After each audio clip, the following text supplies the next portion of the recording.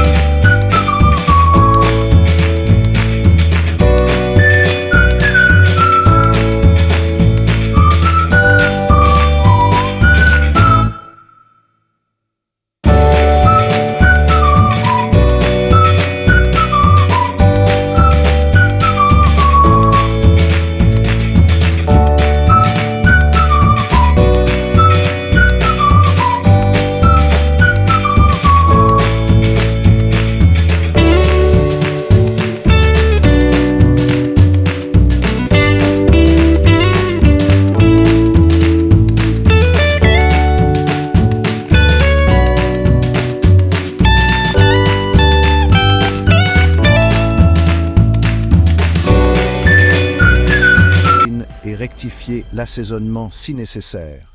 À ce stade, votre cuisine devrait être remplie de l'arôme parfumé des épices, invitant tout le monde à se rassembler autour de la table. Un tagine magnifiquement cuisiné mérite une présentation tout aussi belle. Au moment de servir, transférez le tagine dans un grand plat de service ou si vous utilisez un plat à tagine décoratif, apportez-le directement à table. Saupoudrez le persil et la coriandre hachés sur le plat. Cela ajoute non seulement une touche de couleur, mais rehausse également la fraîcheur des saveurs. Vous pouvez également ajouter quelques tranches de citron pour une touche supplémentaire de luminosité et d'acidité. Traditionnellement, le tagine est servi avec du pain chaud et croustillant ou du couscous. Servez-le à la manière familiale, permettant à chacun de se servir et de profiter de l'aspect convivial du repas. La combinaison de viande tendre, de légumes et d'épices aromatiques ravira vos papilles. La cuisine algérienne est le reflet de sa riche histoire et de sa diversité culturelle. Le tagine est un excellent exemple de la façon dont la nourriture peut raconter l'histoire d'une région. Influencé par les cuisines berbères, arabes et françaises, les plats algériens sont connus pour leur saveur audacieuse et l'utilisation d'ingrédients frais et locaux. En Algérie, les repas sont souvent un événement social, les familles se réunissant pour préparer et savourer la nourriture ensemble.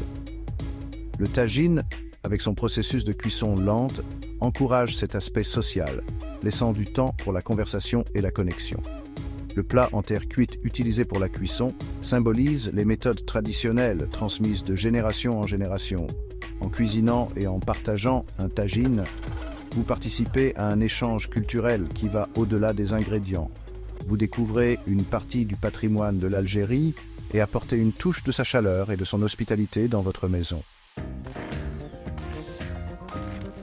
Pour rendre votre tagine encore meilleur, voici quelques trucs et astuces. Si possible, utilisez un plat à tagine traditionnel. Sa forme conique permet de faire circuler la vapeur, cuisant les aliments uniformément et les imprégnant de saveur. Si vous n'en avez pas, une cocotte à fond épais fera également l'affaire.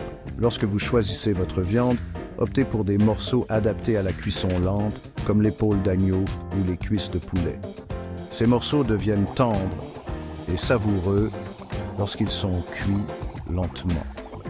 Ne précipitez pas la cuisson. Laissez suffisamment de temps aux saveurs pour se développer. N'hésitez pas à expérimenter avec différents légumes et épices pour personnaliser le plat. Bien que les carottes et les pommes de terre soient traditionnelles, vous pouvez également ajouter des ingrédients comme des courgettes, des poivrons ou des olives pour plus de variété. Ajustez le niveau d'épices en augmentant ou en diminuant le piment de cayenne selon votre goût.